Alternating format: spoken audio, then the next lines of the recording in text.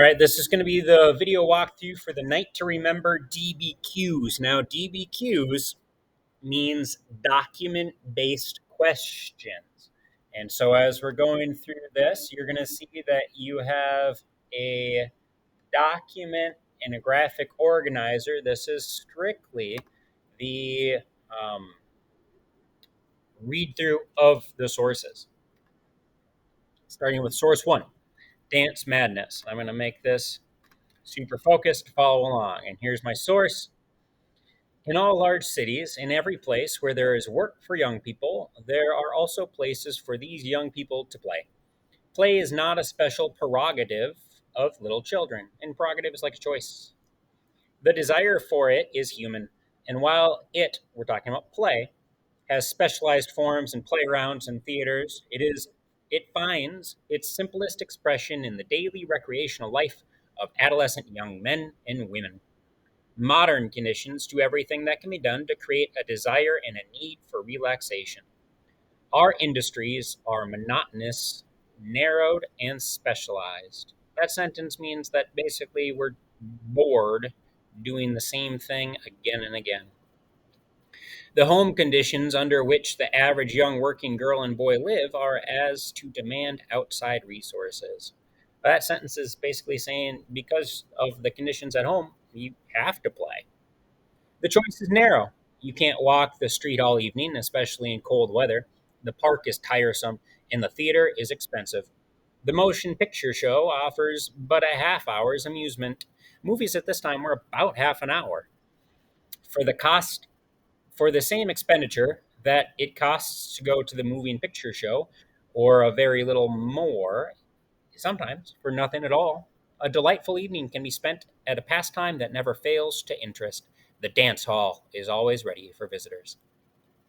This paragraph is telling us that you can't just walk around, especially in the cold. The movies are only for half an hour, and it just costs a little bit more, or it costs the same to go to the dance hall, and the dance hall is always ready. The storm of the dance hall madness has come over the young people of New York. Streets in which the dance halls are located are picturesque enough externally. The hall is usually up one or two flights of stairs and has as much street frontage as possible, framed in big windows and plate glass. Brilliant lights shine through. The sound of a waltz or a two-step pounded on the piano and emphasized by the automatic drum flow out to the passerby. Boys and girls flit past the windows or slip into the doorway in twos and threes. Sometimes competing managers remain outside announcing special features to their halls. The noise, the lights, the air of excitement, and good time all attract. So this paragraph is saying that the dance hall, here's the dance hall, is up one or two flights of stairs, and then it's got big frontage. So the walls outside are huge, big windows, and you can see boys and girls flit pass by the windows or slip into the doorway. So people are dancing around inside. In studying the dance hall, one comes continually against the liquor problem, so that it's claimed with much reason that the liquor interests control the amusement. In the small saloon dance hall, which is open nightly without an admission fee, it is understood that the dancing is permitted simply as a feeder to the sale of liquor. The music plays for 3 or 4 minutes, and there are intermissions covering a period from 15 to 20 minutes between the dances. During these times, the people at the tables are constantly importuned to buy drinks. Girls not being entertained at the table rush to the dressing room to avoid being seen on the floor. So here's our critique. And this critique is coming from somebody who says instead of people going to dance, they're going to drink alcohol. And because the dance is free, there's no admission fee. Because the dance is free, it's understood that people are there to buy alcohol instead. So the person owning the dance hall might not get a bunch of money because of the ticket to enter the dance hall, but they're going to get a lot from the alcohol. The music for the dancing space 3 to 4 minutes, and then there's a giant break. And this critique is saying that the break is so people can go purchase alcohol. Girls not being entertained on the tables rush over to the dressing rooms to avoid being seen. And so if you were a single dance partner and you don't want to be seen as being a single dance partner, they run into the bathrooms so that way people won't look around and say, "Oh, do you see her? She doesn't have a dance partner." Here's our image. This is quite the very pristine dance hall here. It looks very intricate up top, some sort of green setup here. Not sure what that is. Could be a plant, some dangling lights, and a huge space for dancing with tables all around it on both levels, too. The thing mentioned inside of here, though, I don't see any sort of spot to sell alcohol. I don't see like a bar or even a restaurant. Maybe it's tucked up in here, but I don't see that. Source two, moving pictures. Moving pictures are movies. This comes from an article in 1911. It is drama and it is travel and it's beauty all in one. A wonderful thing it is, and to know how wonderful, I suppose, you must be poor and have in your life no books and no pictures and no means of travel or seeing beautiful places, and almost no amusements of any kind. Perhaps your only door of escape or only means of forgetfulness is more drink than good for you. Then you will know what a moving picture show really means, although you will probably not be able to put it into words. And so here we're talking about how the movies are really exciting. And this is going to be something where you just can't even put the excitement into words. It's drama, it's travel, it's beauty. Everything is together. If you have no way to travel or to go anywhere else and you're not going to go spend your time drinking, then you should go to a movie and you can travel and you can see beautiful places and it's drama. We talk a good deal about censorship of a picture show and pass city ordinances, which means laws, to keep the young from being corrupt by them. And this is all very well because a great amusement of the people ought to be kept clean and sweet.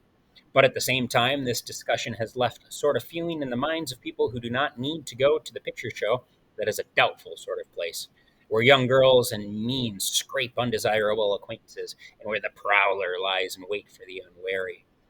So this is talking about how there's a lot of laws at the time passed to make sure that kids stay kids, and that there's not going to be something that they go off to see that might not be age appropriate, or something that will go off and tarnish the idea of, at this time, especially young girls, keeping the young from being corrupted. Where the prowler lies in wait for the unweary, they're not actually talking about a prowler. They're talking about the idea of kids seeing something that they shouldn't see.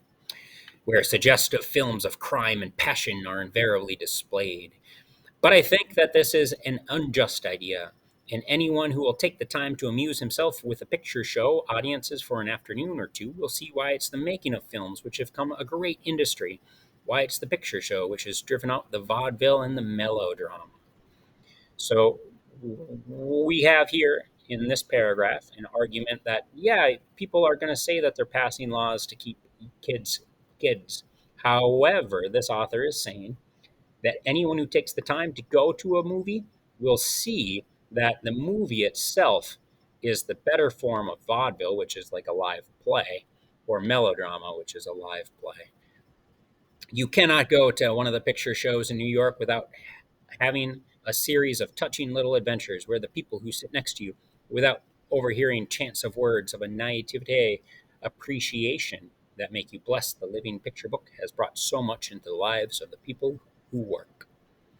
And our author ends here by saying, look, you can't go to the picture without being on a little adventure with everyone around you, without hearing the chants, the words of appreciation. So people are being excited.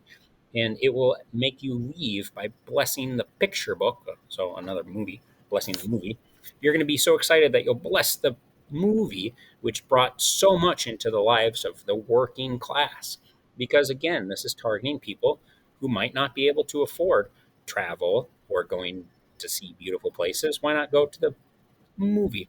And here in this picture, we have our moving picture, our drawing here coming from people that look kind of excited, talking to, she's getting a little flirt going on, moving pictures here. She doesn't seem like she likes him, but she seems interested. They're making eye contact. She's kind of scowling. These two are coming along for it. Number three, Dancing in the Sand. And this is a picture that you're going to have to check out. Now, this picture itself is huge. And this is a picture which was taken in 1905 at Coney Island. And Coney Island is a spot where a lot of teenagers used to go to hang out. And at Coney Island, there were some games, there were amusements.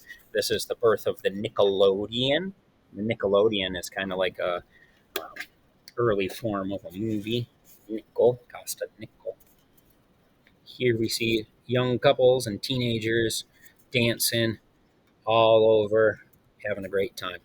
Swimming rafts out here, so you would swim out and maybe hang out on the raft, jump in. Now this is a color picture. It's been colored, but it's not originally colored. Somebody went through and painted this picture.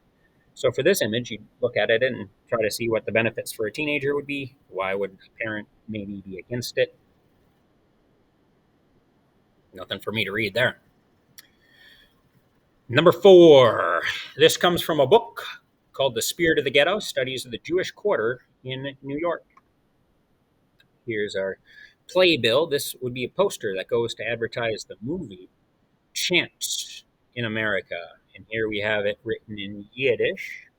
This is a play. Here's our music. And these would be, this is actually a playbill, and it's kind of like a music book to buy the music of the play. And remember, we're kind of getting into a time pre mass radio. And so if you wanted to hear the music, you'd have somebody who played it. So to buy the violin sheet music would be 30 cents. The piano music is 50 cents. And then you could go home and you can play this music, and everyone can sing along at home. This is a notable play from the 1910s, Chants in America, and this is an independent Hannah.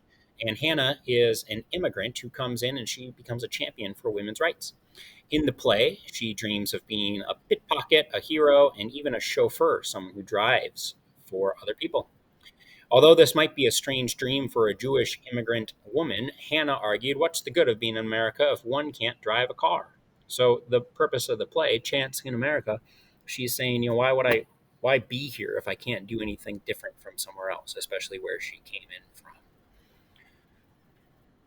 The lyrics are published in 1913, and they show off many of Chance's ideas of what modern American life for a girl could be. And let's just see if this is on Spotify. I'm going to type in Chant in America. It is not. However, as we're going through this, I do believe that I can click this. I'll pause my begin the beginning. I'm listening to some Cole Porter. And here is the song.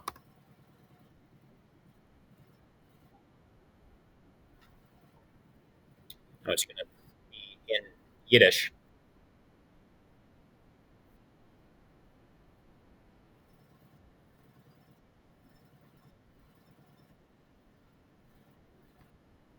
Maybe it won't be in Yiddish. Maybe it's not even going to be any sort of song with lyrics.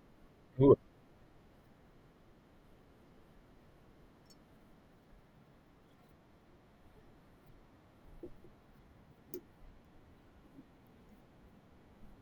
Put a link to this on Google Classroom, but we'll turn this down as I keep reading.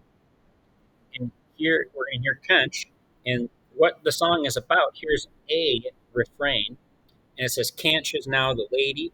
Oh, she's an audacious. She's a hero. She's not mocked. She's plain to say. You lift your hands so you cheer for Kench.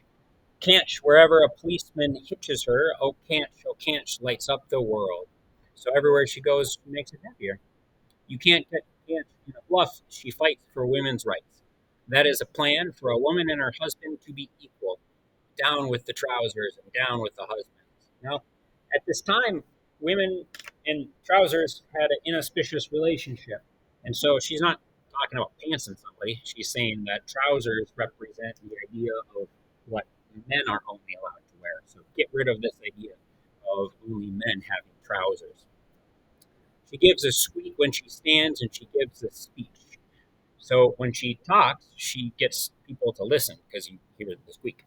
Canch is a regular peach. Girls, women, man up, cries Canch. Don't be afraid of the beard and the mustache. We too have the right to play all night, every night. Drummer, this isn't bad. So she's calling for equal rights.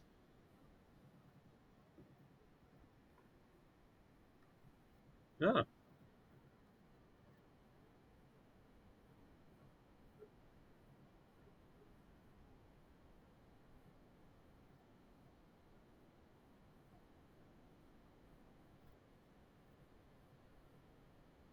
And there we go. Now she's going back to camp. Shoot a gancha. We're right up over here.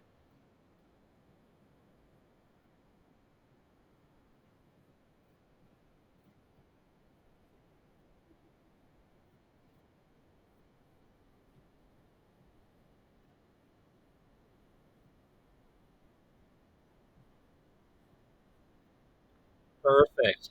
Something that I find interesting there is, well, it's I should have known it, but there's a couple of words in here which are homonyms to some German words, especially things like belt, and that's very similar to the German version of Welt, which is world. So some of these world, Welt, world.